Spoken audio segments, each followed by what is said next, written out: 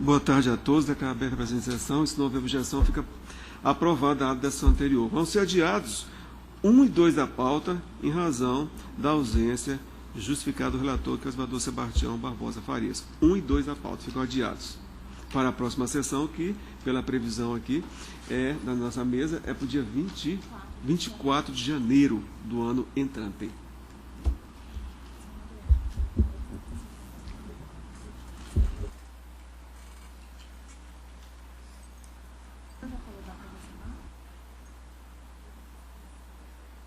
As Valdoranias preside para o julgamento em razão de impedimento meu.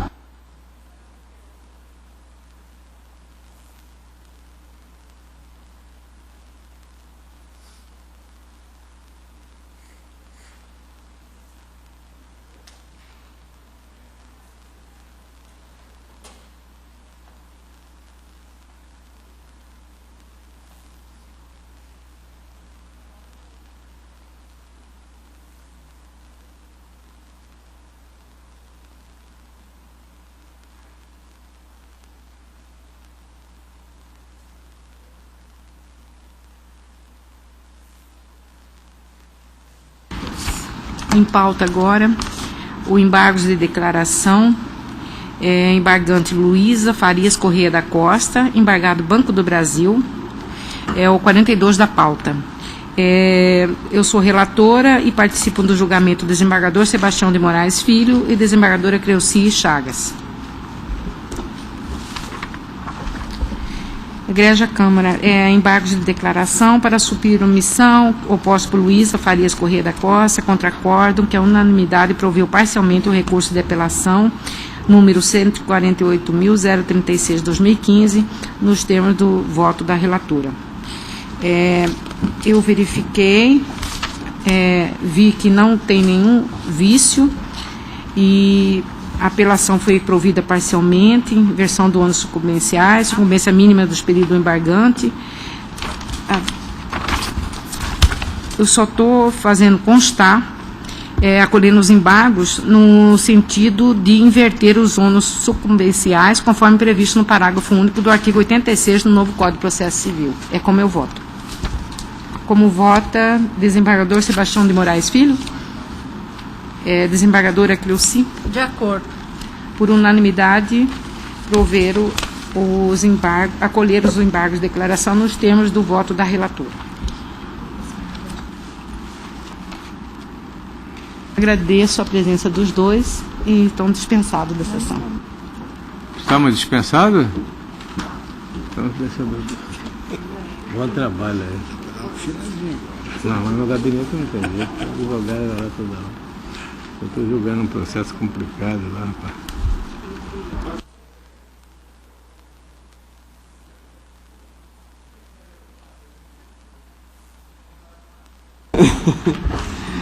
Bom, nós vamos dando continuidade ao nosso trabalho, Madura News. A senhora relata em julgo 16 da pauta,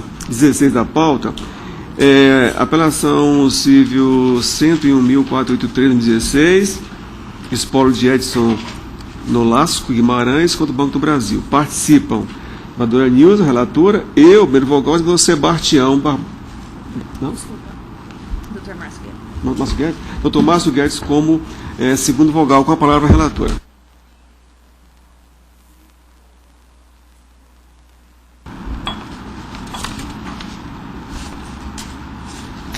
Trata-se recurso de apelação civil interposto pelo espólio de Edson Nolasco Guimarães, que é apresentado por senhor inventariante Edson Nolasco Guimarães Filho, contra a sentença proferida pelo juízo da Terceira Vara Civil da Comarca de Barra do Garças, na habilitação de crédito movida por Banco do Brasil, em que julgou procedentes os pedidos do autor para declarar habilitado o crédito do banco no inventário dos bens deixados pelo falecido Edson Nolasco Guimarães, determinando ao inventariante a separação de R$ 3.459.167,92, bem como condenou o requerido ao pagamento das custas processuais e honorários fixados em R$ 1.500.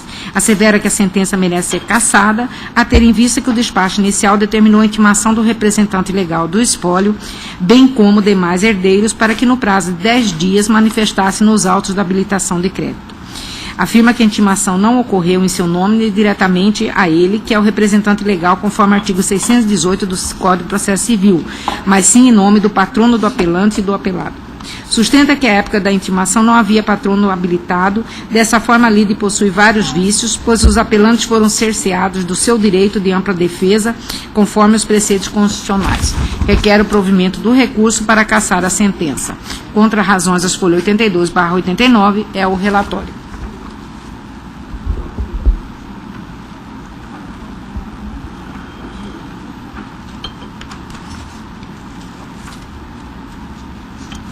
É o relatório, né, desembargadora? Doutor Aridag, o senhor vai fazer a sustentação oral pelo espólio, não é isso? Então, por favor, o senhor tem 15 minutos para. O senhor quer ver os autos? Com o processo. Eu quero cumprimentar a todos nessa escolhenda Câmara, especialmente a doutora relatora, e, em nome dela, cumprimento a todos os membros. O espólio de Edson Nolasco insurgiu contra a sentença de piso, pois a mesma violou os princípios elementares de direito, ou seja, não deu oportunidade ao espólio de questionar o valor habilitado devido à sua falta de citação e intimação dos herdeiros. Conforme narrado no relatório da eminentíssima senhora relatora, as folhas 62 dos autos, e essa numeração de folhas que faço é da ação originária, antes de receber nova numeração aqui do egrégio tribunal. As folhas 62 dos autos foi proferido despacho pelo meritíssimo juiz singular, determinando que os herdeiros e o inventariante fossem intimados e citados para manifestar no feito. O que não ocorreu, as folhas 63 dos autos, foi certificado que no dia 2 de fevereiro do corrente ano, que o patrono do apelado e o patrono do apelante do processo de inventário tinham sido citados. Aqui houve um erro que pode ter causado toda essa celeuma. Por quê? O processo de habilitação de inventário é um processo autônomo e que o advogado do inventário não poderia ser intimado para ato de outro processo, que seria o de habilitação. Muito embora sejam processos apensos, mas o processo de habilitação tem a sua petição inicial, a sua formação independente do processo de inventário, pois essa habilitação pode ser julgada procedente ou não, e depois, se ela for julgada procedente, que ela vai passar a entregar o processo de inventário, o que não foi obedecido.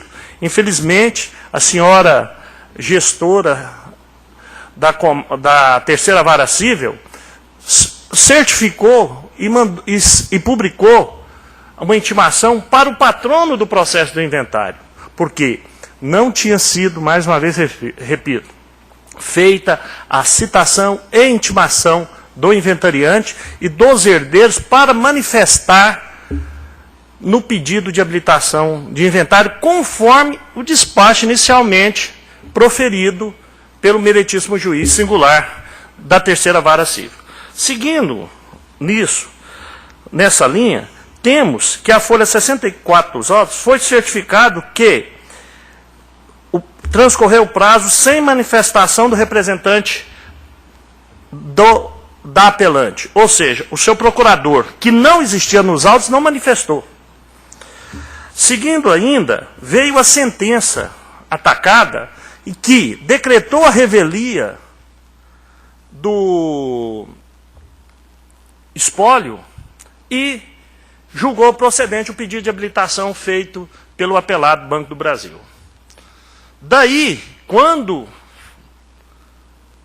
o apelante tomou conhecimento, habilitou-se no feito de inventário, depois de publicada a sentença, e apresentou o competente recurso de apelação. Falar violação, tecer comentários de que a sentença que fere direito líquido e certo, de ampla defesa, devido processo legal e contraditório, são nulas de pleno direito, seria eu perder tempo diante do conhecimento de vossas excelências. Nesse caso aqui, a sustentação volta a repetir e insistir na sequência de nulidades praticadas no feito, para que, ao final, venha a ser cassada a sentença singular, pois a mesma não deu oportunidade, o meritíssimo juiz proferiu uma sentença sem dar oportunidade para o apelante impugnar os cálculos juntados pelo Banco do Brasil de forma unilateral, de questionar se o valor devido é devido, de fazer contraprova de provas de pagamentos parciais. Tudo isso foi negado ao espólio apelante, pois decretar a sua revelia no processo de habilitação seria o que está causando? Que o Banco do Brasil o apelado estará tendo que ter reservado a quantia de 3,5 milhões numa habilitação aonde sequer houve a intimação dos herdeiros para manifestar do pedido. Então, membros dessa colenda Câmara, houve cerceamento do direito cristalino da ampla defesa. Houve cerceamento do direito cristalino do devido processo legal. E aonde ocorre violações de direitos indisponíveis, está o ato maculado de uma nulidade insanável, que, ao nosso entendimento, só tem uma solução: cassar a sentença proferida nos autos e retornar o processo para a fase de intimação do espólio na pessoa do seu representante legal, que é o inventariante, pois o espólio é representado ativa e passivamente pelo inventariante nomeado. E, na petição inicial, o Banco do Brasil menciona qual o inventariante que foi nomeado nos autos de inventário. E isso não foi seguido pelo meritíssimo juiz singular. Então, com a máxima vênia, rogo a vossas excelências que casse a sentença singular para que o espólio não sofra um prejuízo dessa monta, de ter que reservar uma quantia considerável sem ter oportunidade de questionar essa habilitação. Então, a apelação é tempestiva, porque foi interposta no prazo legal, e as razões são subsistentes diante do fato alegado. Quero cumprimentar a todos, agradecer, e de antemão, desejar a todos um feliz Natal, e que o ano que vem nós possamos estar aqui todos firmes, com a saúde em dia, para mais um ano de luta. As cumprimentos não só meu, mas de todos os advogados da comarca de Barra do Garça a essa Câmara. Muito obrigado. Obrigado, doutor. Nós agradecemos e devolvemos também os cumprimentos, e a palavra retorna à desembargadora. Desembargador, eu vou dar mais uma verificada nesse processo devido à sustentação oral do defensor, e isso me gerou uma dúvida que eu gostaria de esclarecer sobre essa intimação. Então, doutora, ela vai revisitar os autos e trará, então, as suas conclusões decisórias na próxima sessão, que é dia 24 de janeiro, tá? Fica adiado, então. Então, fica adiado o julgamento em razão da manifestação da desembargadora relatora. Desembargadora Nilza, o 14 da pauta da sua relatoria é um pedido de preferência com sustentação oral por parte do apelado Rubens Avani Barbosa. É uma apelação Diamantino 5.416. Qual a palavra? Trata-se de recurso de apelação contra a sentença de procedência de pedidos em ação de reintegração de posse proposta por Rubens Avanzi Barbosa em desfavor de Vasco Teixeira Neto, em que se determinou a reintegração na posse da totalidade da área em litígio de 1.121 hectares, denominada Fazenda Ressaca, localizada no município de Alto Paraguai, condenando o requerido ao pagamento de 1% sobre o valor da causa por litigância de má-fé, nos termos do artigo 17, inciso 2, 3 do CPC de 1973. Honorários em 10% sobre o valor da causa, despesas e gastos com viagens e hotel a ser apurado em liquidação de sentença. O requerido, ora apelante, sustenta que o apelado tenta, de forma astuta, adentrar em suas terras, induzindo o juiz a erro, ressaltando que o próprio Intermate, através da Comissão de Constituição e Justiça, indeferiu a regulamentação do imóvel, entendendo que o apelado não comprovou sua posse plena no imóvel em litígio. Defende que, com isso, o apelado foi desmascarado e se exercia a posse foi há muito tempo, não podendo alegar que foi esbulhado, afirmando que exerce trabalhos com exploração de gado e outros animais de sua terra, denominada Fazenda Vira-Saia, sem qualquer intervenção de terceiro, desde que adquiriu o imóvel do senhor João Erineu de Almeida, conforme contrato de compra e venda de folhas 316/326. Alude que o apelado confessou que não exerce a posse plena do imóvel, conforme certidão de folhas 233/239, e que realizou o contrato verbal de arrendamento com o senhor José Delcaro, outro interessado no imóvel. Afirma que sua posse tem mais de 8 anos, somando a de seus antecessores, e vem mantendo a continuidade e reformando divisas, realizando limpezas, reformas de pasto, construindo curral e plantando roça, mas que em 5/9/2011, o apelado e mais 2 pessoas quebraram o cadeado da porteira e ameaçaram o caseiro e sua família, dizendo que iria invadir as terras.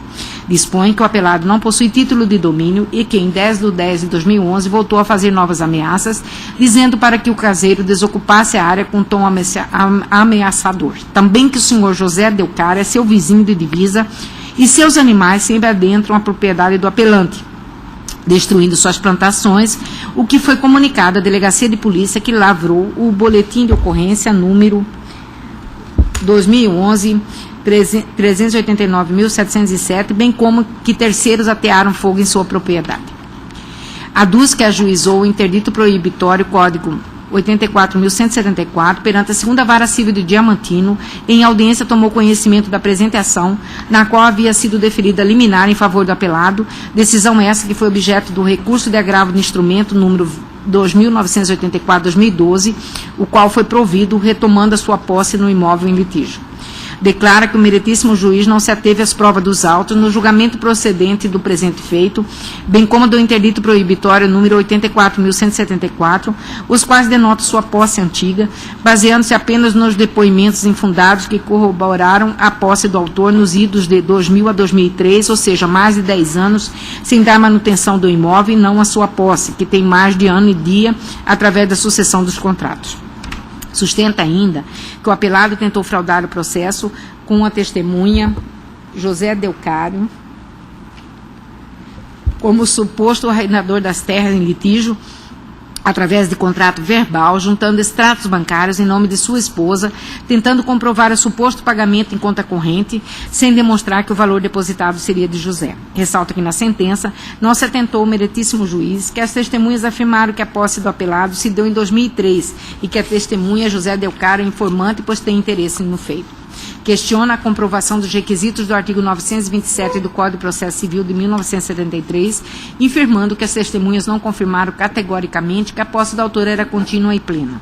Quanto à data do espólio, relata que as testemunhas nada puderam acrescentar, pois apenas ouviram falar, e que não se pode dar crédito a testemunhas que não sabem a verdade concreta e real, reforçando em manter a finalidade social da área em litígio, fazendo jus à improcedência dos pedidos do apelado.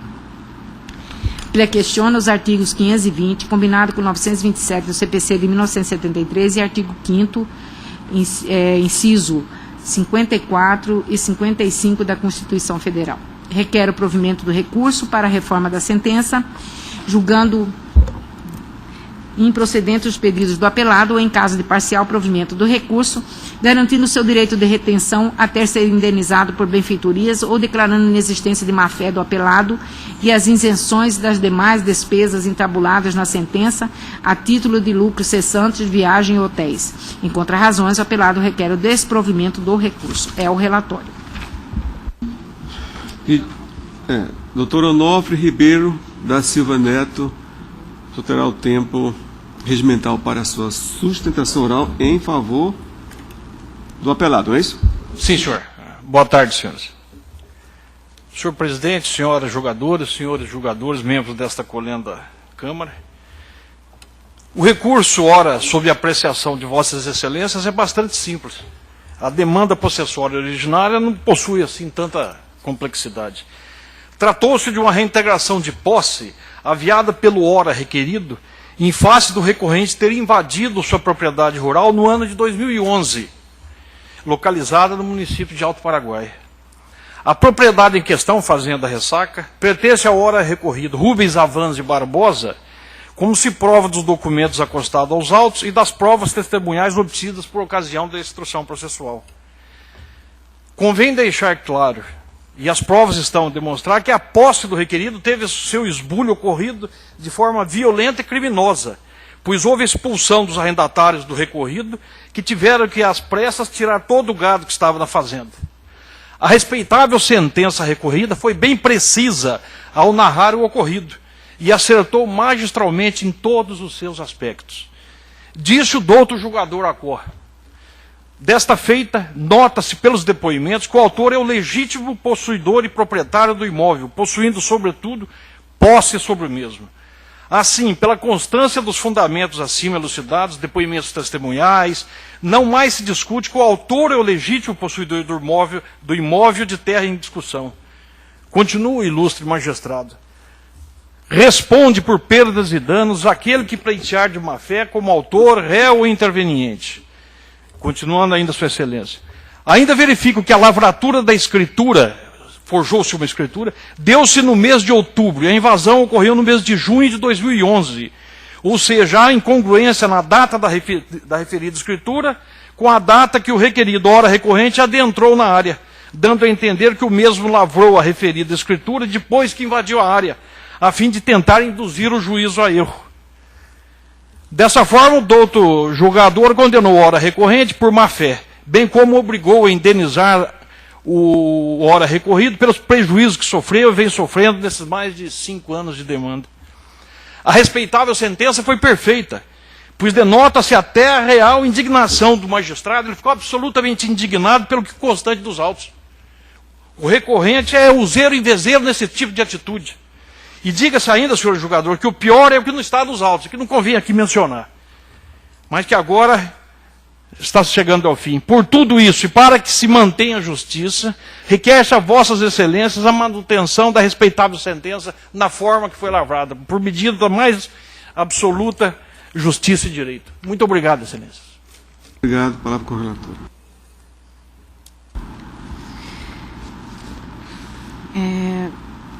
Estou julgando aqui nos termos do Código Antigo, né, de 1973, do Código de Processo Civil de 1973.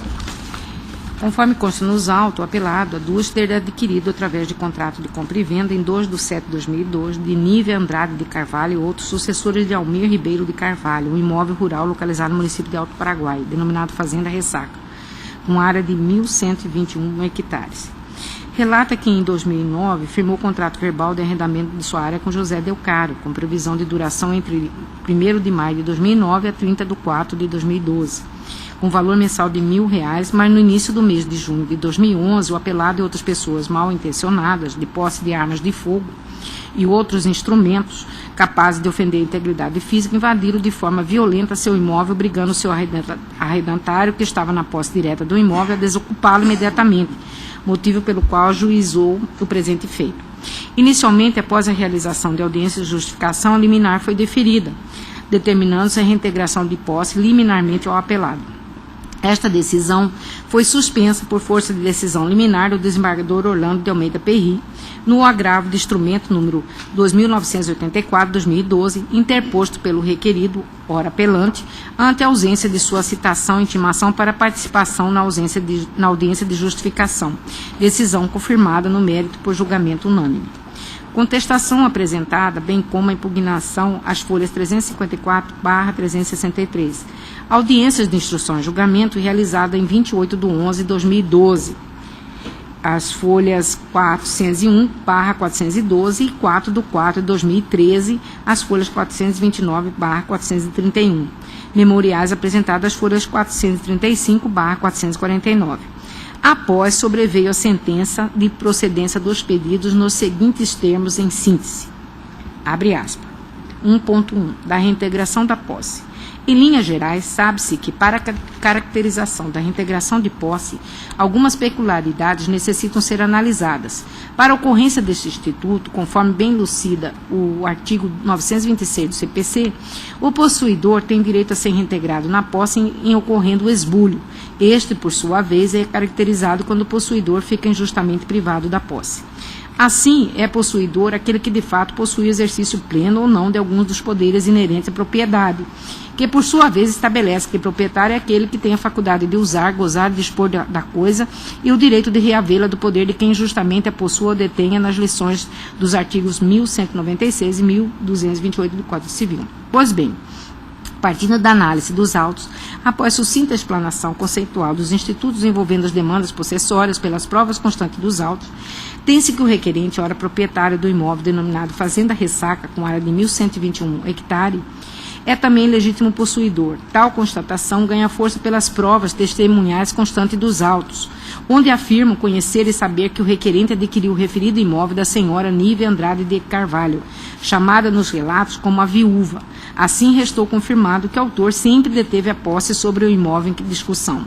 Ademais, dentre outros depoimentos colhidos nas audiências, onde ressalta-se que em todos houve a confirmação da posse do requerente sobre o imóvel, um depoimento em especial chama atenção em relação à compra do imóvel, feita pelo requerente, na qual a testemunha Joacir Machado relata que fora corretor do imóvel e que a senhora Nívia vendeu ao requerido a Fazenda Ressaca.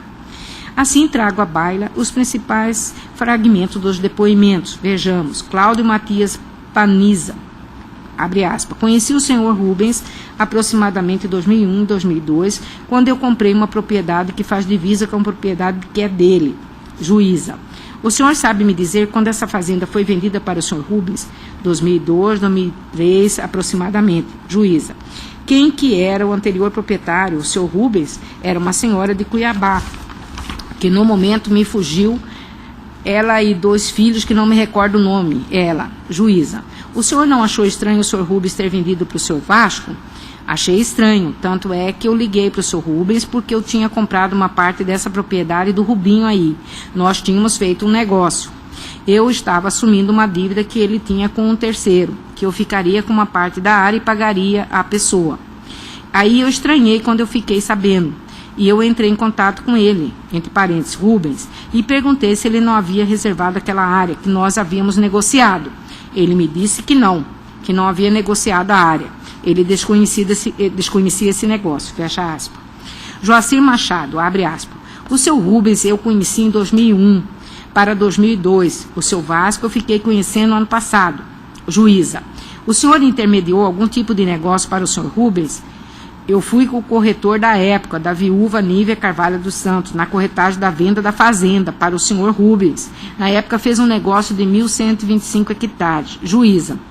O senhor Rubens adquiriu esse imóvel da dona Nívia em que ano? Que 2001 para 2002? Juíza. O senhor me disse que conheceu agora o seu Vasco, com o oficial de justiça. Quando é que o senhor ficou sabendo, ouviu o comentário que o seu Vasco tinha chegado naquela região? Em junho do ano passado. José Delcário, em 2002, eu adquiriu a minha propriedade. Em 2002 também, se não me engano. Rubens também adquiriu a propriedade que era meu vizinho. Desta feita, nota-se pelos depoimentos que o autor é legítimo proprietário do imóvel, possuindo, sobretudo, posse sobre o mesmo. Nesse sentido, para que se possa emergir o direito de posse, algumas características necessitam ser observadas. Pois bem, pela teoria objetiva adotada pelo Código Civil de 2002, para a constituição da posse, basta que a pessoa disponha fisicamente da coisa, ou que tenha mera possibilidade de exercer esse contato. Dispensa-se a intenção de ser dono, tendo a posse apenas um elemento, corpus, como elemento material e único fator visível e suscetível de comprovação. O corpus é formado pela atitude externa do possuidor em relação à coisa, agindo deste com o intuito de explorá-la economicamente. Assim considera-se possuidor todo aquele que tem de fato o exercício, pleno ou não, de alguns dos poderes inerentes à propriedade, bastando o exercício de algum dos atributos do domínio para que a pessoa seja considerada possuidora. Assim, todo proprietário é possuidor, mas nem todo possuidor é proprietário. Assim, pela constância dos fundamentos acima elucidados, em quadro comparativo ao caso em voga, não mais se discute que o autor é legítimo possuidor imóvel de terra em discussão, preenchendo assim o primeiro requisito constante ao teor do artigo 927, inciso 1 do CPC.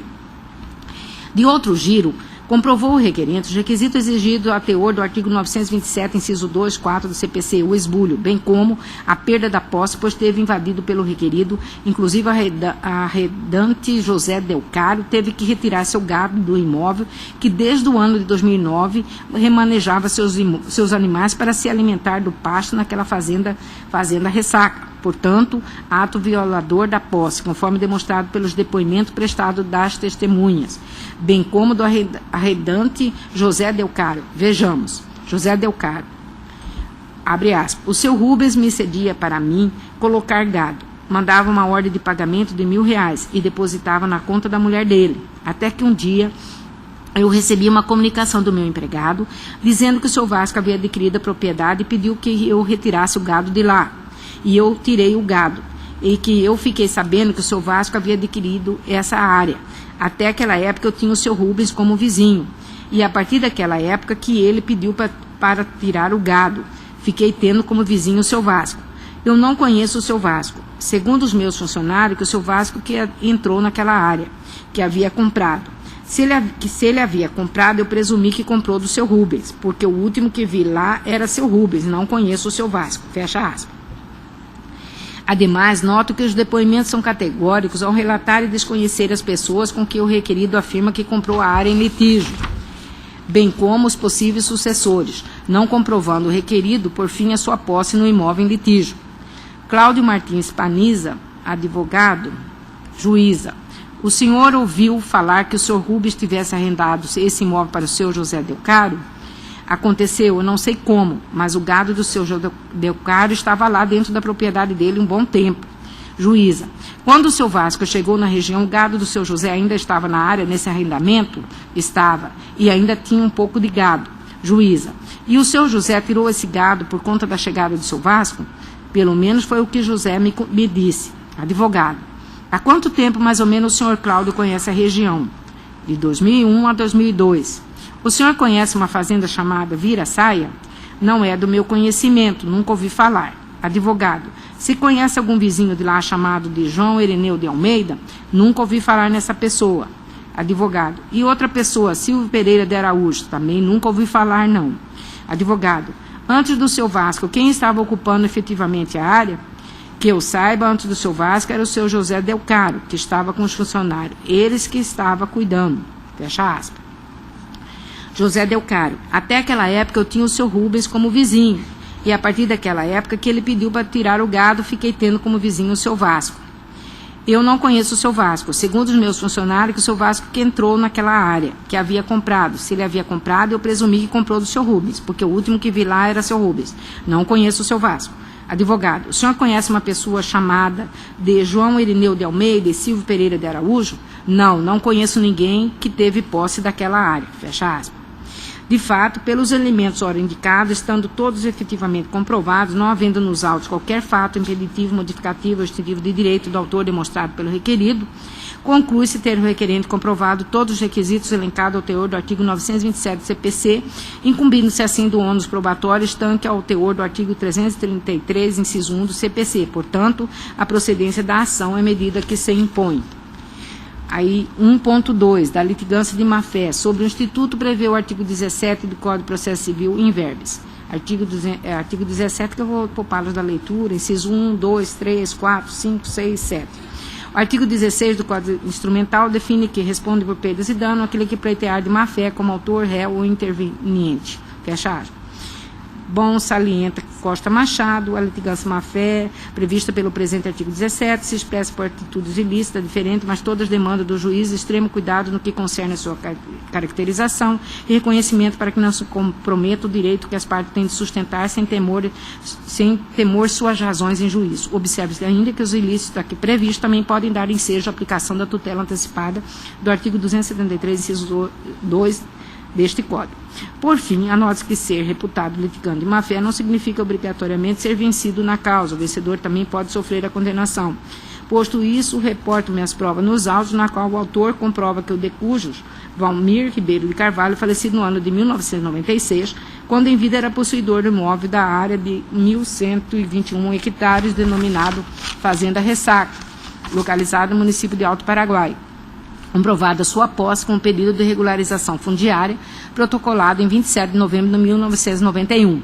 Em seguinte, após o falecimento do senhor Valmir, sua esposa Nive Andrade de Carvalho, em 2 de julho de 2002, cônjuge de Meeira, juntamente com seus filhos, venderam o referido imóvel ao requerente, conforme denota-se no contrato de compra e venda.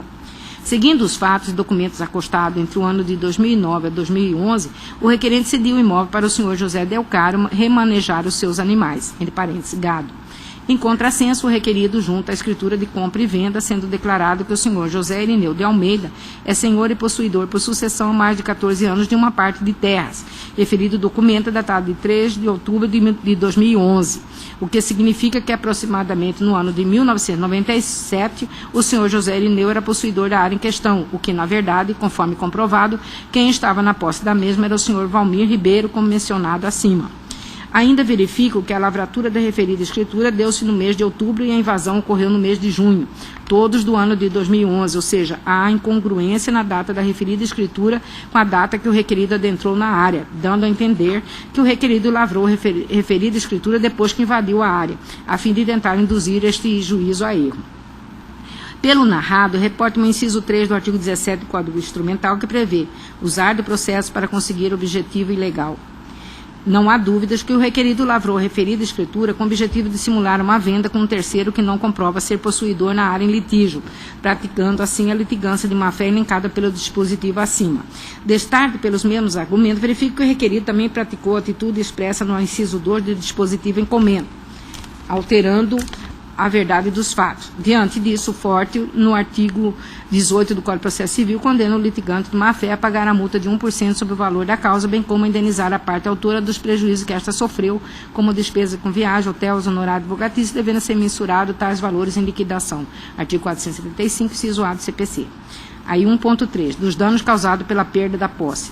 Dito o artigo 186 do Código Civil, que aquele que por ação, omissão voluntária, negligência e imprudência violar direito a causar dano a outro, ainda que exclusivamente moral, comete ato ilícito. Fecha aspas. Ordenando o artigo 927 do mesmo Codex, o pagamento pelo dano causado, aquele que por ato ilícito causar dano a outro, fica obrigado a repará-lo. Em singelas linhas na petição inicial, o requerente pleiteia a condenação por perdas e danos causados ao requerente devido à atitude ilícita que ocasionou a perda da posse. Em impugnação também de condená-lo a pagar uma indenização pelos prejuízos causados, incluindo viagens diárias em hotel e tantas outras que já foram e serão realizadas. Esse valor total somente será possível sua correta apuração quando da liquidação de sentença. Emerge das provas documentais acostadas aos autos que, antes da invasão, o requerente possuía um contrato verbal com o senhor José Delcaro, que disponibilizava o imóvel para o manejo de gado, sendo que o requerente cedia a fazenda para o senhor José sob a condição do pagamento de R$1.000. No momento em que o requerido adentrou na área, José retirou seus animais e assim se desfez do acordo verbal, deixando o requerente de lucrar com os valores do dito arrendamento. É entendido que os danos materiais são aqueles que atingem diretamente o patrimônio das pessoas físicas ou jurídicas, além do mais, podem ser configurados por uma despesa que foi gerada por uma ação ou omissão indevida de terceiros ou ainda pelo que se deixou de oferir em razão de tal conduta, caracterizando a necessidade de reparação material dos chamados lucros cessantes. Pois bem, nos autos apenas resta comprovado os lucros que o requerente deixou de oferir com arrendamento contrato verbal que tinha com o senhor de José Delcaro. Não há no feito indício se o requerente deixou alguns bens quando da entrada do requerido na área, nem se o requerido inutilizou qualquer objeto do requerente. Ademais, viagem, despesa e conteste também não fora comprovado, impossível assim deliberar sobre danos que sequer foram efetivamente indicados. Portanto, uma vez comprovados a perda dos lucros cessantes, sua reparação há de ser efetivada, devendo-se para tanto observar o requerente o disposto no artigo 475, letra A do Código de Processo Civil, no que tange a liquidação da sentença. Assim, superada a análise de todos os pontos suscitados à luz dos autos, a parte requerida deverá suportar as indenizações relativas ao dano material em favor do requerente. 2. Dispositivo. Ante o exposto, como sucedendo no artigo 269, inciso 1, combinado com 926 do CPC, julgo procedente o pedido proposto na inicial para determinar a reintegração do requerente na posse da totalidade da área em litígio, com área de 1.121 hectares, denominada Fazenda Ressaca, localizada no município de Alto Paraguai. Condena o requerido ao pagamento de litigância de má-fé, forte no artigo 17, inciso 2 e 3 do Código de Processo Civil, em 1% sobre o valor da causa, dos honorários advocatícios que fixam em 10% sobre o valor da causa, consoante previsão do artigo 20, parágrafo 3º do Código de Processo Civil, das despesas processuais dos gastos com viagem ao hotel devendo ser liquidados em sentença tais valores. Condena o requerido ao pagamento dos lucros que o requerente deixou de angariar, como sendo os lucros cessantes, forte no artigo 927, Código Civil, devendo ser liquidados em sentença tais valores. Pois bem, fecha aspas, continuando minha decisão. Ressalto os principais andamentos processuais, bem como as provas fundamentais, que, de certa forma, tornam por incontroverso alguns dos pontos trazidos para apreciação, com o fito de, assim, chegarmos à ideal prestação jurisdicional e destacar se os requisitos para a reintegração de posse foram preenchidos, quais sejam os do artigo 927 do CPC de 1973. O apelado comprova a compra e venda do imóvel pelo contrato de compromisso de compra e venda de folhas 22/24, datado de 2/7/2002, no qual pagou um montante total de R$180 mil, valor previsto na cláusula segunda, carreando aos autos alguns dos títulos que comprovam o pagamento às folhas 25/26, não contestado pelo apelante. Como vendedores, apresentaram-se os sucessores de Almir Ribeiro de Carvalho, falecido, quais sejam Nívia Andrade de Carvalho, Valmir Ribeiro de Carvalho, Cátia de Oliveira Carvalho, Débia Andrade de Carvalho e Almir Ribeiro de Carvalho Júnior. Comprova ainda a posse exercida pelo antigo proprietário do imóvel, o falecido senhor Almir Ribeiro de Carvalho, juntando aos autos solicitação de regularização de ocupação da área em litígio realizada pelo Decujos com data inicial de 27/11/1991, até o último andamento carreado aos autos datado de 19/11/2002, bem como que o bem era de propriedade anterior do Estado de Mato Grosso, conforme matrícula número 31.163 do primeiro Serviço Notarial de Registro de Diamantino. Trouxe aos autos comprovante de transferência bancária que comprova de forma contínua a movimentação financeira mensal e a entrada do valor correspondente a R$1.000 entre maio de 2009 a julho de 2011. As folhas 147/167, que corresponde com sua alegação de percebimento deste valor a título de comodato da terra. Juntou o boletim de ocorrência número 1177/2011, lavrado em 7/7/2011, contra o vulgo Vasquinho de Arenápolis, ora apelante, Vasco Teixeira Neto, relatando nos seguintes termos, abre aspas, que foi informado pelo senhor José, arrendatário da fazenda, informando que a fazenda foi invadida e que recebeu a ordem para desocupar a fazenda, que o comunicante procurou se informar quanto aos invasores e tomou conhecimento que se trata do suspeito e outros que vivem dessa atividade, fecha aspas. Buscando comprovar a sua posse e o trabalho na terra, junta a licença ambiental única, número 2035-2003, datada de 8/12/2003, expedida pela Fundação Estadual do Meio Ambiente, FEMA, com prazo de validade de 5 anos, na qual consta como proprietário da área em litígio e que exercia atividade de pecuária. As folhas 171. B.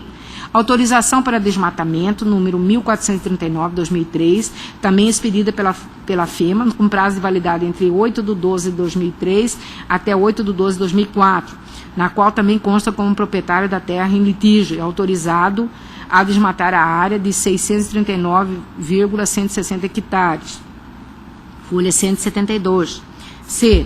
Notas fiscais e cadastro de contribuinte, esta última datada de 8/5/2004, expedida pela Secretaria do Estado de Fazenda, Cefaz, na qual comprova a criação de bovinos para corte na área em litígio.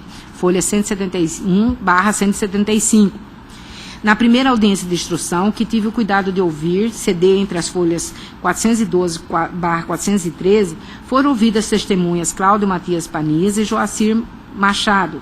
Destaco as declarações que somam para se comprovar a posse das partes no que importa. A testemunha Cláudio Matias Paniza afirma que adquiriu sua propriedade em 2001/2002 e que nesta época conheceu o apelado, justamente por ser vizinho da propriedade em litígio, a qual tinha ciência de ser do autor.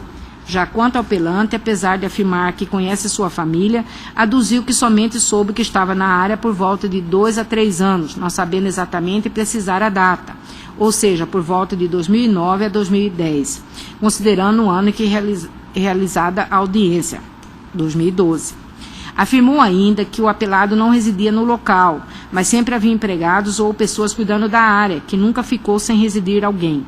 Já em relação às benfeitorias, afirma que antes mesmo do apelado, quando residia pessoa que afirma ser viúva com seus filhos, existia casa e demais benfeitorias, mas que o empregado do apelado andou gradeando partes de terra, fazendo alguns plantios lá, de mandioca, milho, essas coisas todas. Fez uma reforma na mangueira que estavam, arrumou uma casinha, umas coisas que tinham, foi o que eu sei que ele fez, umas divisãozinhas de pasto. Bem como que tinha cerca de 180 a 280 cabeças de gado no local. Relata que achou estranha a suposta venda do imóvel do apelado ao apelante, o que foi informado por um dos seus empregados, pois tinha uma parte da terra como dívida e que chegou a ligar para o apelado, mas este desconhecia qualquer venda do imóvel e avisou que iria tomar as devidas providências. E em relação ao arrendamento do imóvel pelo apelado ao senhor José Delcara, afirma que realmente aconteceu e que havia cerca de 500 a 600 cabeças de gado do arrendatário da área em litígio, não sabendo precisar a data exata em que o negócio se prolongou, mas que o valor combinado girava em torno de R$2.000. Também que na época da chegada do apelante havia algumas cabeças de gado do arrendatário no imóvel, mas que houve a retirada diante da informação de venda da área. Questionado sobre a existência da fazenda Giraçaia, justamente por ser o nome dado à área em litígio no contrato de compra e venda realizado pelo apelante às folhas 322/323, afirma que nunca ouviu falar, nem mesmo das pessoas de João Ireneu de Almeida e Silvio Pereira de Araújo, que constam como antigos proprietários e vendedores do imóvel ao requerido, afirmando não serem vizinhos de sua fazenda. Quanto ao suposto incêndio, afirma que teve origem da serra, sentido o município de Rosário Oeste, e atingiu a região toda, ou seja, não apenas o imóvel em litígio, e que até mesmo a sua propriedade foi atingida, como a dos demais vizinhos, afirmando que nem as sedes e nem mangueiras foram atingidas, mas estão apenas as pastagens. A testemunha Joacir Machado afirma que reside na região desde 1976 e que conhece o apelado desde 2001-2002. Já o apelante o conheceu em 2011, quando procurado por oficial de justiça. Afirma que intermediou a venda da área em litígio, fazenda Ressaca, entre a viúva Nívia Carvalho dos Santos e o apelado em 2001 ou 2002, mediante contrato escrito com entrada de 500 vacas. De benfeitoria, afirma que o apelado fez pasto, ajeitou o curral, que estava abandonado, a casa, e fez cerca de divisa. Também que a fazenda era toda cercada, quando de propriedade do apelado, não sabendo afirmar se ainda existe cerca. Quanto ao período em que o apelado esteve no imóvel, sustenta ter sido de 2002 até 2004, quando ficava cerca de 15 dias e voltava para a cidade de Diamantino. E após isso, sempre ficavam pessoas cuidando da área, denominando do senhor Paulo. Dispõe que em junho de 2011 teve notícia de que pessoas estavam na terra e que ouviu de terceiro que o apelante havia comprado a área de outras pessoas, não sabendo se do apelado. Também que avisou o apelado, que afirmou que tomaria as devidas providências. Sobre arrendamento entre o apelado e o senhor José Delcaro, afirma que existiu e que era verbal. Não soube precisar o período do negócio e acha que o valor mensal do arrendamento era de R$ 2.500 a R$ 3.000. Também que havia cerca de 300 a 700 cabeças de gado do senhor José Delcaro na área, número que ouvi dizer de funcionários da fazenda. Já quanto à informação de incêndio na área, afirma que desconhece. Relata que a fazenda Viraçaia não se localiza na área em litígio, mas em região que acompanha a Serra de Rosário Oeste, em estrada distinto, passando por Currupira, Água Santa, Caju e 21.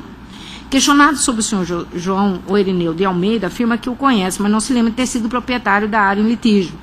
Sobre Silvio Pereira de Araújo, afirma que o desconhece, bem como que também não sabe quem era o anterior proprietário antes da senhora Lívia Andrade de Carvalho. Quanto ao suposto sem terras, o qual foi informado por pessoa denominada Cido, que havia invadido a terra, sustenta que invadiram de junho para julho de 2011 e que ficou sabendo após 2 meses quando avisou o apelado. Pelo que se sabe, nega o fato de que o apelante tenha invadido a área de forma violenta. Ouvido em audiência realizado em 4/4/2013, CD as folhas 431, a testemunha José Delcara afirma que adquiriu sua fazenda vizinha da área em litígio em 2002, época em que o apelado comprou a fazenda Ressaca, e que quando o autor não residia mais na fazenda, utilizava a área para pastagem de seu gado, com autorização do antigo proprietário. Afirma que não havia contrato escrito de arrendamento, mas tão apenas verbal, e que utilizava a área periodicamente, sem prazo determinado, apenas quando o pasto estava alto, pagando a quantia de R$1.000 que depositava na conta da esposa do apelado. Relata que tinha cerca de 200 cabeças de gado na área e que recebeu ligação do seu funcionário da chegada do apelante, que afirmou ter adquirido a área e pediu que retirasse seu gado, que o fez em menos de 15 dias. Dispõe que chegou a ligar para o apelado avisando que não iria mais realizar pagamento pelo arrendamento por conta da venda da área, pois teve que retirar seu gado do local e que este lhe informou que não havia vendido a fazenda. A partir de então, sustenta que seu vizinho passou a ser o apelante, mas que não o conhece, que também não tem conhecimento se houve invasão. Pois bem, pelos documentos juntados aos autos e pela prova testemunhal colhida, entendo que a sentença deve ser mantida e o recurso desprovido nesse sentido. Na ação de reintegração de posse, o autor deve comprovar os requisitos constantes no artigo 927 do Código de Processo Civil de 1973, que estabelece, vou pá-los da leitura, artigo 926, 927, inciso 1, 2, 3 e 4. O Código Civil considera como possuidor também todo aquele que tem, de fato, o exercício pleno ou não de algum dos poderes inerentes à propriedade. Artigo 1196 do Código Civil. Quais sejam os poderes de usar, gozar, dispor da coisa, sendo justa aquela posse que não for violenta, clandestina ou precária. Artigo 1200 do Código Civil. Logo, os requisitos essenciais para se ajuizar a ação de reintegração de posse são a posse, o esbulho, a data da ocorrência da violação da posse e a perda da posse. Quanto à posse, necessária a distinção de posse direta e indireta para melhor compreensão da controvérsia. Para tanto, transcrevo o trecho da obra de Arnaldo Rizardo, na qual cita ensinamentos de João Batista Monteiro. Vou poupá-los da leitura. Conforme trecho transcrito, a posse do proprietário continua por assegurado, mesmo indiretamente, quando da realização de negócio jurídico, seja de arrendamento, comodato, penhor ou outros negócios possíveis, e aquele que detém a coisa com sua autorização exerce a posse direta. Apesar do apelante afirmar que o apelado não exerce a posse desde 2004, quando passou a residir em outro local, a razão não lhe assiste. Ficou claro com os documentos e testemunhos que o apelado exerceu a posse direta no imóvel de 2002 a 2004, quando utilizou para a criação de gado as folhas 171 e 75, e que após exerceu a posse indireta quando firmou o contrato de arrendamento com o senhor José Delcário, que utilizou a área como pastagem para seu gado, mediante pagamento até a chegada do apelante, que se disse novo proprietário. O negócio jurídico de arrendamento entre o apelado e José Delcário ficou devidamente comprovado por todos os testemunhos e pelos documentos de folha 148/169, inclusive o valor de R$1.000 como forma de pagamento, afirmado na petição inicial e confirmado em testemunho que era transferido para a conta da esposa do apelado, o que fortalece a ocorrência do tratado. Ademais, as testemunhas informaram que pessoas a mando do apelado sempre ficavam na área, que nunca ficou sem cuidados, o que torna a posse ininterrupta. Quanto ao esbulho, verifica-se que de forma clandestina, qual seja aquela em que, abre aspas, pressupõe a ausência do antigo possuidor e sem que este saiba o imóvel ocupado por outrem. O arrendatário, senhor José Delcário, por ordem do apelado, foi obrigado a retirar o seu gado do local durante contrato verbal diante da informação de venda da área, sendo que o apelado somente ficou sabendo do ocorrido por telefone e não teve chance de defender sua posse justamente por residir em outro estado, como afirmado pelo testemunho do arrendatário ao citar o município de Assis, São Paulo, como seu novo domicílio. Tal fato deixa clara a existência do esbulho, pois a partir do momento que o apelante se intitulou dono da área, obrigou que o arrendatário a desocupasse, tomando para si a posse injusta, pois clandestina, e retirando o direito de posse do apelado. A data do esbulho também ficou comprovado. A apresentação foi ajuizada em 29 de nove de 2011, as folhas 5, sendo que a testemunha Joacir Machado afirma que ficou sabendo que a invasão na área por ditos sem terra se ocorreu entre junho e julho de 2011, ou seja, a data em que o apelado perdeu a posse do imóvel e se ocorreu o esbulho. Tal afirmação deixa claro que a posse injusta havia se ocorrido, inclusive há menos de ano e dia, o que autorizava a reintegração liminar da posse, o que apenas não foi mantida por decisão deste tribunal. Acrescento que as testemunhas afirmam que o apelante está na área há pouco tempo, cerca de 2 anos antes da realização da audiência, e que a inquirida se deu em 2011, ou seja, o esbulho se ocorreu em 2010 ou 2011. O boletim de ocorrência contra o ato do esbulho foi elaborado em 7 de setembro de 2011, data próxima à afirmação das testemunhas de venda e invasão da área em litígio, o que corrobora com a afirmação dos testemunhos quanto à data da ocorrência do esbulho. A perda da posse também é evidente diante das declarações das testemunhas de que anteriormente conheciam o apelado como proprietário e posseiro da área, e que com a chegada do apelante este passou a ser o novo dono do bem, detendo a sua posse clandestina. Em relação à escritura de compra e venda de folhas 316/317, na qual o apelante figura como cessionário e João Irineu de Almeida como cedente, importante ressaltar que nada auxilia na posse do apelante. Trata-se de documento de compra de fazenda denominado Vira-Saia 2, esta que, segundo declarado pelas testemunhas, não se localiza na região, pois a área em litígio sempre foi denominada de Fazenda Ressaca. Ressalto que a maioria das testemunhas não soube informar quem seria a pessoa de João Irineu de Almeida, vendedor da área, sendo que o único que o conhece, ou seja, a testemunha Joacir Machado, afirma que este nunca residiu no local e que não tinha ciência de ser o proprietário antes das partes. Pelo contrário, afirma assim, como as demais testemunhas, que o imóvel era da viúva, a senhora Nívia Andrade de Carvalho, essa que vendeu a área ao apelado. Desta feita, claro está que o apelante não comprovou deter a posse do bem, o que foi comprovado pelo apelado, sendo que a única prova que traz aos autos pretendendo solidificar sua posse é a referida escritura. Acrescento que o apelado comprovou com mais rigor a cadeia dominial da área, que é do Estado de Mato Grosso, conforme matrícula número 31.163 do primeiro Serviço Notarial de Registro Diamantino, as folhas 115. Passou ao falecido Almir Ribeiro de Carvalho, que solicitou a regularização da área por processo perante os órgãos estaduais, e após o seu falecimento, aos seus sucessores, que venderam a área ao apelado em 2 de setembro de 2002, conforme as folhas 22/24. Aí, e nos termos do artigo 333, inciso 2 do CPC de 1973, incumbe ao réu a comprovação de qualquer fato impeditivo, modificativo ou extintivo do direito do autor, como ensina Vicente Greco Filho, que eu vou poupá-los da leitura.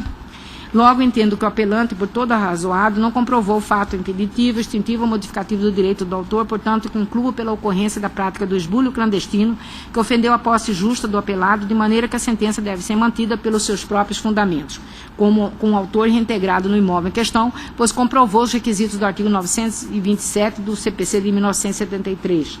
Aí juntei aqui várias jurisprudências, uma da relatoria do ministro Raul Araújo, julgado em 9 de 6 de 2015, outra da relatoria do desembargador Sebastião de Moraes Filho, julgado em 6 de maio de 2015, nesse mesmo sentido, do Adilson Polegato de Freitas, julgado dia 16 de 9 de 2014, outro da relatoria do desembargador João Ferreira Filho, julgado em 17 de 12 de 2013.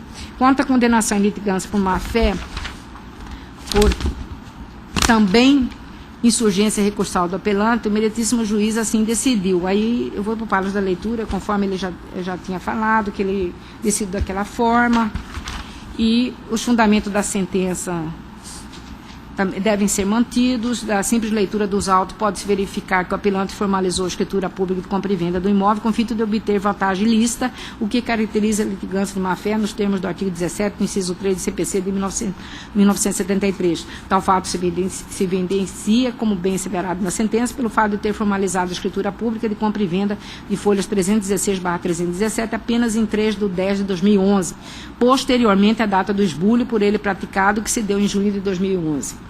O próprio apelante, no processo de interdito proibitório, apenso por ele ajuizado, Código 84.174, afirma que a suposta invasão do apelado se ocorreu em 5 de 9 de 2011, data também anterior ao próprio registro da escritura de compra e venda, comprovando assim com sua própria afirmação que estava na posse injusta do imóvel sem escritura pública de compra e venda. Soma-se ao fato de que na escritura pelo apelante elaborada constou-se que o suposto vendedor do imóvel, João Irineu de Almeida, é senhor legítimo possuidor por sucessão há mais de 14 anos, que não é verdade, tendo em vista que desde 1997 o imóvel era do estado de Mato Grosso, conforme a matrícula número 31.163 do Serviço Notorial de Registro de Diamantino, e posteriormente, como devidamente comprovado nos autos, pertenceu ao falecido Almir Ribeiro de Carvalho, tendo como último proprietário o apelado. Tais fatos esclarecem que o apelado esbulhou a área, que posteriormente formalizou a escritura de compra e venda, a utilizando com o fim de instruir o presente feito e o processo em apenso, objetivando ainda comprovar suposta posse, induzindo o juiz a erro, obtendo vantagem ilícita, o que deve ser rebatido com rigor da lei. Assim, a sentença deve ser mantida também neste ponto. Os lucros cessantes sofridos pelo apelado em razão do esbulho também são evidentes, pois este deixou de adquirir cerca de R$1.000 mensais em arrendamento de suas terras, o que está comprovado pelo testemunho de José Delcário. Assim, deve ser mantido como estabelecido na sentença, devendo o valor do dono ser devendo o valor ser estabelecido em sede de liquidação de sentença. Aí, nesse sentido, também eu juntei vários julgados a respeito, um da relatoria do relator Jairo Fernandes Gonçalves, julgado 19 de maio de 2011, da 5ª Câmara de Direito Civil, do Balneário Camboriú, outro da relatoria do desembargador Guilmar Teodoro Borges, julgado em 31 de 10 de 2012, nesse mesmo sentido. Já em relação à condenação pelas despesas com viagens e hotéis, não devem ser mantidas, pois não comprovadas, sendo que, inclusive, não há pedido na petição inicial do apelado nesse sentido, não podendo o magistrado ir além do que foi pedido sob pena de nulidade. Logo, por ausência de prova, essa que, no caso dessas despesas, poderiam ser demonstradas, assim que ajuizada a ação, não há que se falar em condenação por despesas com viagem e hotel. Nesse sentido, aqui, citei também vários julgados, um da relatoria da desembargadora Maria Helena Povas, julgado no dia 2 de dezembro de 2015, outro da relatoria do desembargador Sebastião de Moraes Filho, julgado dia 19 de agosto de 2015. Portanto, quanto a este pleito, o autor não se comprovou o fato constitutivo de seu direito nos termos do artigo 333, inciso 1 do CPC de 1973, vigente à época, devendo a sentença ser mantida por seus próprios fundamentos neste ponto. Ante o exposto, eu vejo em parte o recurso tão somente para afastar a condenação em danos materiais por despesas com hotéis e viagens. Mantém, entretanto, os ônus comerciais. É como eu voto. Eu acompanho o voto da relatora. A conclusão do juramento é que o recurso foi provido parcialmente nos termos do voto da relatora.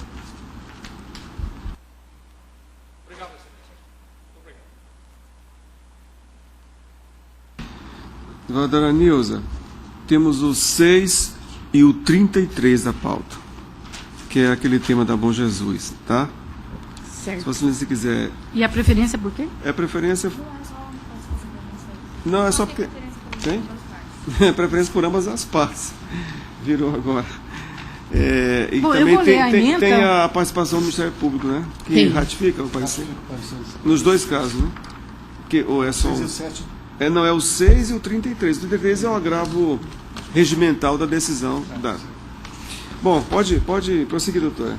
Eu vou ler a emenda. Recurso de agravo de instrumento, deferimento de pedido de processamento e recuperação judicial, pessoas físicas, não comprovação de prévia inscrição no prazo legal, previsto no artigo 48 da Lei 11.101 de 2005, prazo da Lei 11.105, de contagem dias úteis, recurso parcialmente provido. Recurso parcialmente provido à conclusão. Esse é o 6. Esse é o 6. O 33 é um agravo regimental. O parecer é pelo desprovimento do recurso. Está mantido já, né? Está mantido no 33? E eu... É a mesma coisa, eu estou desprovendo.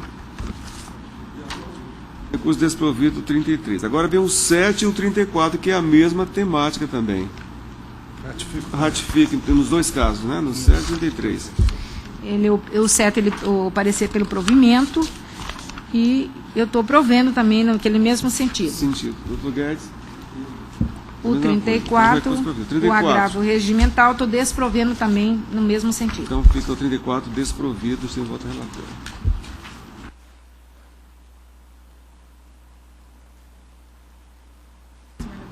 Isso.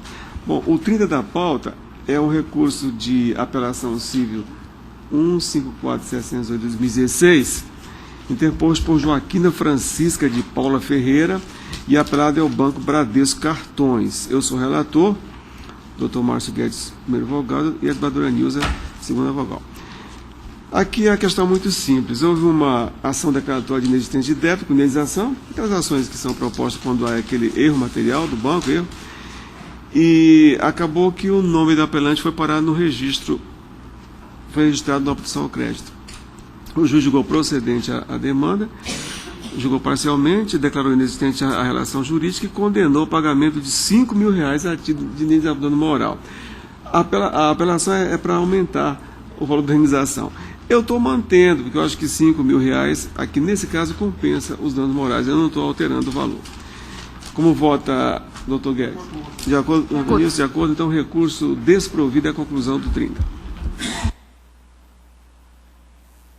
Senadora, a senhora, por favor, podia anunciar a conclusão dos seus, que já terminou o Ministério Público também. Recursos desprovidos. 3. No 5 tem preliminar rejeitado e desprovido. O 9 desprovido. 10. 11. 13. 15. 17. 18. 19. 25. Só um minutinho. Peraí. Esse daqui, eu não sei se é 25. Marinete Alves de Souza Coimbra. Desse é o 25 ou é 20? Eu não entendi essa letra aqui. É. 25? Tá, tô desprovendo. 25, 27, 29. Recurso parcialmente provido. 4, 20, 21, 24. Recurso provido.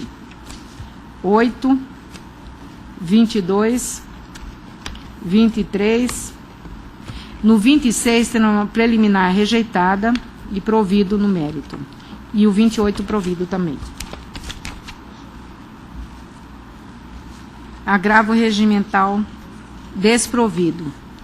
31, 32, 35, embargos de declaração acolhido. O 36, só para sanar a omissão. Embargos de declaração rejeitados. 37, 38, 39, 40, 41, 43.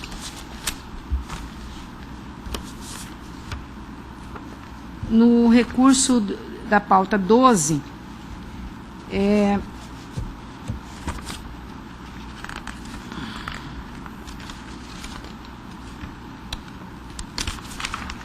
estou provendo parcialmente o recurso da Companhia Mutual de Seguros e provendo o recurso de Maria Dominga Silva de Moraes.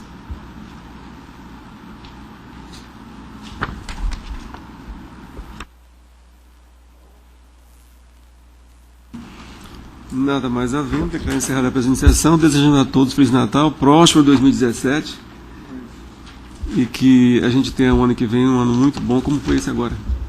Obrigado. Boa tarde.